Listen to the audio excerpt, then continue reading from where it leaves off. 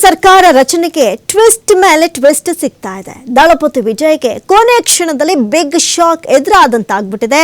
ಸರ್ಕಾರ ರಚನೆಗೆ ಹಕ್ಕು ಮಂಡಿಸಿದ ಟಿವಿಕೆ ವಿಜಯ್ ನಿನ್ನೆ ಬಹುಮತ ಸಾಬೀತುಪಡಿಸುವಲ್ಲಿ ಮತ್ತೆ ವಿಫಲರಾದ್ರು. ಮೂರನೇ ಬಾರಿ ರಾಜ್ಯಪಾಲರನ್ನ ಭೇಟಿ ಮಾಡಿದ್ರು.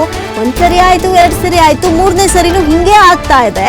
ಯಾಕೋ ಒಂದು ಕಡೆ ಅಭಿಮಾನಿಗಳು ಕ್ಷಣ ಕ್ಷಣಕ್ಕೂ ಕಾದು ಕುಳಿತಿರುವಂತಹ ಮೂಮೆಂಟ್ ಬರ್ತಾನೆ ಇಲ್ಲ. ನೋಡಿ, ಕೇವಲ 116 ಶಾಸಕರ ಬೆಂಬಲ ಪತ್ರವನ್ನ ನೀಡಿದ್ರು ವಿಜಯ್.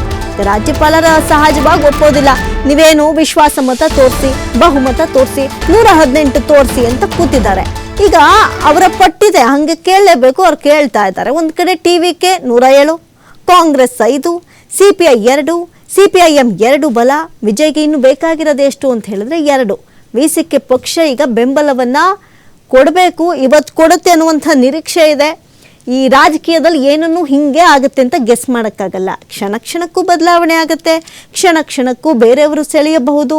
ಈ ಕುದುರೆ ವ್ಯಾಪಾರ ಅದು ಇದು ಎಲ್ಲ ಭರ್ಜರಿಯಾಗಿತ್ತು. ಈಗ ಮೊನ್ನೆಯಿಂದ ನಾವೆಲ್ಲ ನೋಡಿದ್ವಿ, ರೆಸಾರ್ಟ್ ರಾಜಕೀಯ ಜೋರಾಗಿತ್ತು. ಒಂದು ಕಡೆ ತಮಿಳುನಾಡು ವಿಧಾನಸಭಾ ಚುನಾವಣೆಯ ಒಂದು ನಡೆದಂಥ ಸಂದರ್ಭದಿಂದ ಅಥವಾ ಘೋಷಣೆಯಾದಂಥ ಸಂದರ್ಭದಿಂದ ಇವತ್ತಿನವರೆಗೂ ಅದೇ ಕ್ಯೂರಿಯಾಸಿಟಿ ಇದೆ. ವಾಟ್ ನೆಕ್ಸ್ಟ್, ಮುಂದೆ ಏನಾಗುತ್ತೆ ಅನ್ನುವಂಥ ಕ್ಯೂರಿಯಾಸಿಟಿ ಅದು ಹಾಗೆ ಇದೆ, ಈಗಲೂ ಇದೆ. ಯಾಕಂತ ಹೇಳಿದ್ರೆ ನಿನ್ನೆ ಸಂಜೆ ಆದಂಥ ಬೆಳವಣಿಗೆಗಳನ್ನು, ಕ್ಷಿಪ್ರಗತಿಯ ಬೆಳವಣಿಗೆಗಳನ್ನು ನೋಡಿದಾಗ ಏನನ್ನಿಸ್ತು, ಇಲ್ಲ ಇವತ್ತು ಪಟ್ಟಕ್ಕೇರೋದು ಫಿಕ್ಸು, ಇವತ್ತು ಪ್ರಮಾಣ ವಚನ ಫಿಕ್ಸ್ ಅಂತೆಲ್ಲ ನಾವು ಅಂದ್ಕೊಂಡಿದ್ವಿ. ಆದರೆ